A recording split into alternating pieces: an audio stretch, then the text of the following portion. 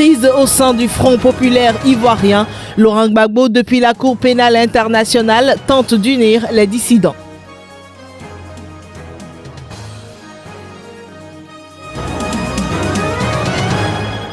Meurtre d'un responsable électoral au Kenya. Des dizaines de militants des droits de l'homme ont manifesté mardi.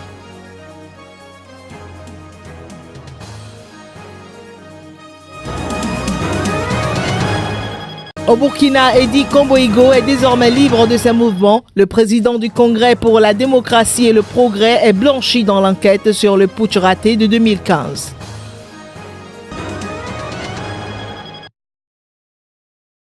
Crise au sein du Front populaire ivoirien.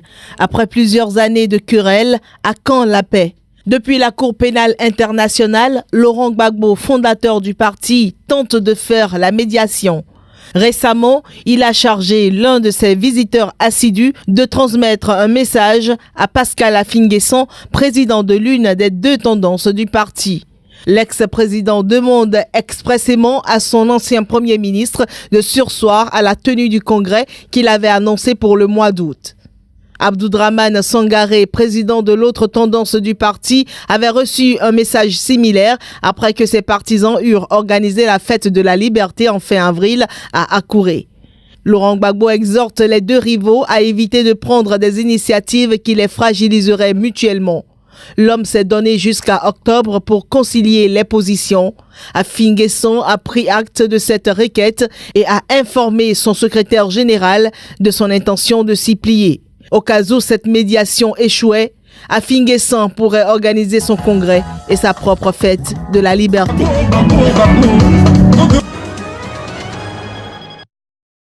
Après avoir passé 48 heures en garde à vue, les journalistes Dan Opeli, directeur de publication du quotidien, un journal proche de l'opposition, et Yves Couillot, journaliste blogueur, ont été relâchés ce mardi par le tribunal d'Abidjan. Ils sont toutefois convoqués devant le tribunal de première instance d'Abidjan le 20 octobre prochain. Les deux journalistes sont poursuivis pour divulgation de fausses nouvelles. En effet, dans sa une du vendredi dernier, le quotidien avait annoncé que des comptes bancaires du président de l'Assemblée nationale, Guillaume Soro, étaient gelés et qu'une enquête avait été ouverte contre lui. Des affirmations qualifiées de totalement fausses par le procureur de la République. Ce dernier a démenti avoir ouvert une enquête contre Guillaume Soro ou une requête pour le gel de ses comptes. Lors d'une conférence de presse ce mardi, il a jugé les faits extrêmement graves et a appelé les journalistes ivoiriens à plus de responsabilité et de professionnalisme. De leur côté, Dan Opeli et Yves Couillot ont reconnu avoir publié une information qu'ils estimaient réelle sans avoir pu la recouper, faute de réponse des autorités. Le secrétaire général du syndicat national des professionnels de la presse de Côte d'Ivoire a quant à lui demandé l'abandon de toutes les charges contre les deux journalistes.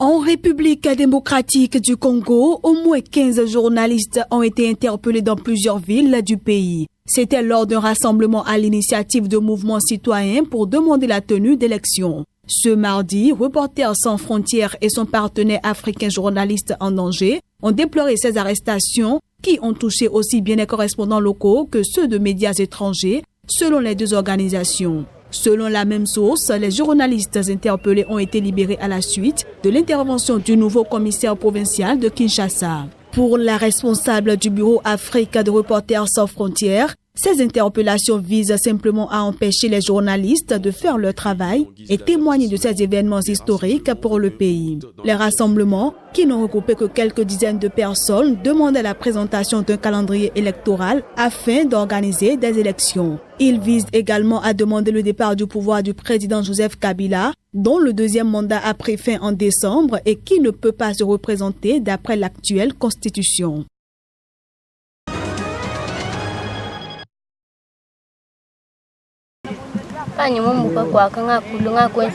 Quand j'ai fui le village, nous avons marché dans la forêt pendant 2 semaines. J'ai rencontré mon oncle sur la route car il fuyait aussi. Maintenant, nous vivons ici dans la ville de Chikapa, chez la belle famille de mon oncle, les parents de sa femme.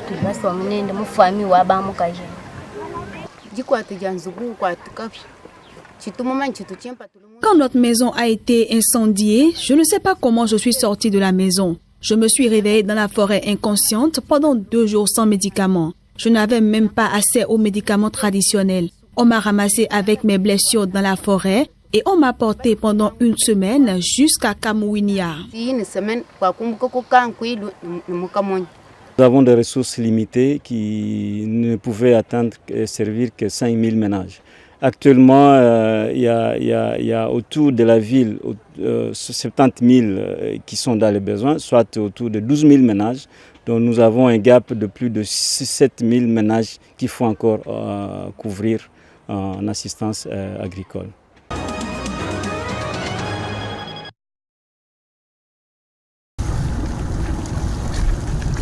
Des morts et encore des morts.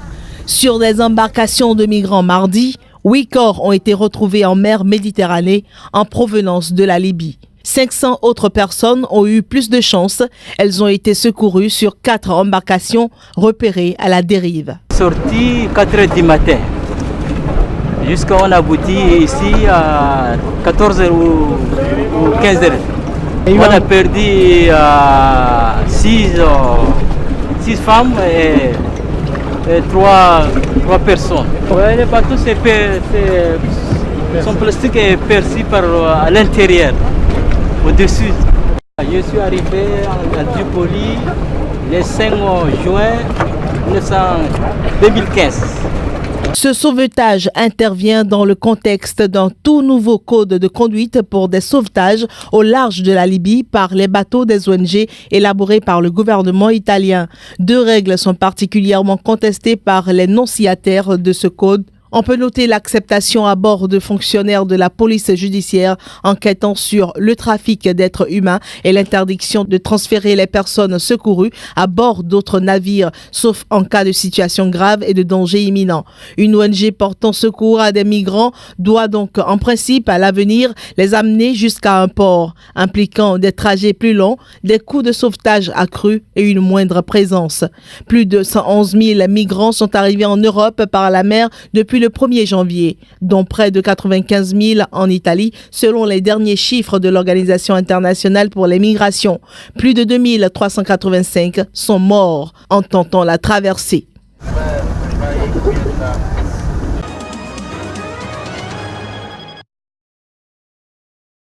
Quelques dizaines de militants des droits de l'homme sont descendus ce mardi dans les rues de Nairobi pour dénoncer le meurtre d'un haut responsable de la commission électorale. Un crime qui a stupéfait le pays à 1 semaine des élections générales du 8 août. Le corps de Chris Msondo, un responsable chargé de superviser le système informatique de la commission électorale kenyane, IEBC, a été retrouvé samedi avec des marques de torture au cours du week-end en bordure d'une forêt dans les environs de la capitale.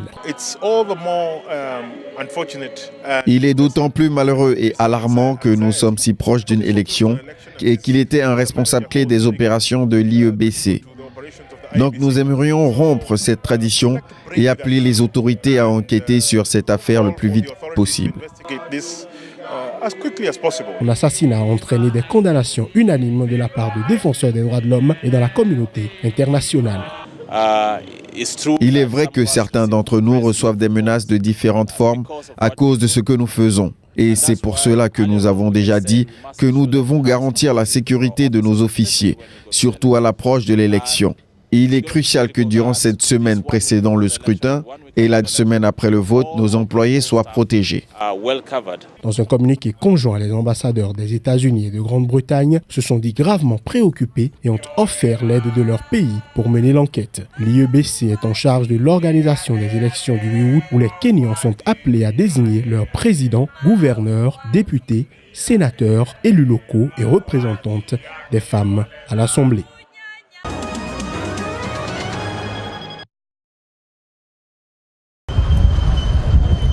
Dossier putsch raté au Burkina Faso de mi-septembre 2015. Dans son ordonnance de règlement rendue le 24 juillet dans l'enquête sur ce coup d'État raté du général Gilbert Diendéré, le juge d'instruction a estimé que l'actuel président du Congrès pour la démocratie et le progrès, CDP, était exempt de tout reproche. Eddie Komboigo avait été inculpé puis écroué pour son implication présumée. Il est désormais libre de ses mouvements. Le président du parti de Blaise Compaoré vient ainsi de bénéficier d'un non-lieu prononcé par le juge d'instruction en charge de l'enquête sur le coup d'État manqué de l'ex-régiment de sécurité présidentielle. De son côté, le CDP salue une décision conforme à ce qu'il a toujours clamé, son innocence. Depuis l'ouverture de l'enquête judiciaire sur la tentative de coup d'État du général Diendéré, principale mise en cause, le tribunal militaire a inculpé 90 personnes. Une trentaine parmi elles, dont les généraux Diendéré et Djibril Bassolé, sont actuellement détenus à la maison d'arrêt et de correction des armées. Pour l'heure, la justice militaire n'avance aucune date pour les premières audiences de ce procès très attendu par les Burkinabés, mais celles-ci doivent se tenir au dernier trimestre de l'année, d'après une source judiciaire.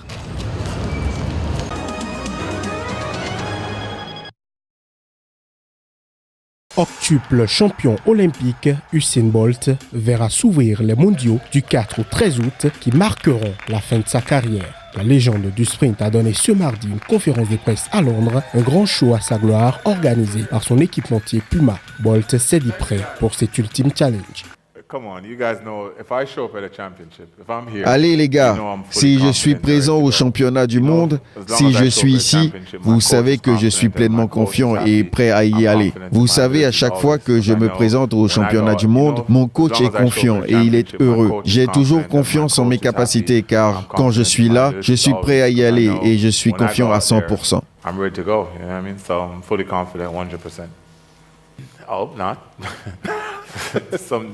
Je n'espère pas. Je pense qu'aucun athlète ne souhaite que son record du monde soit battu un jour dans sa vie. Je ne veux pas voir ça. Je veux me vanter auprès de mes enfants à 15-20 ans en leur disant « Vous voyez, je suis toujours le meilleur. Vous voyez ?» Donc je n'espère pas.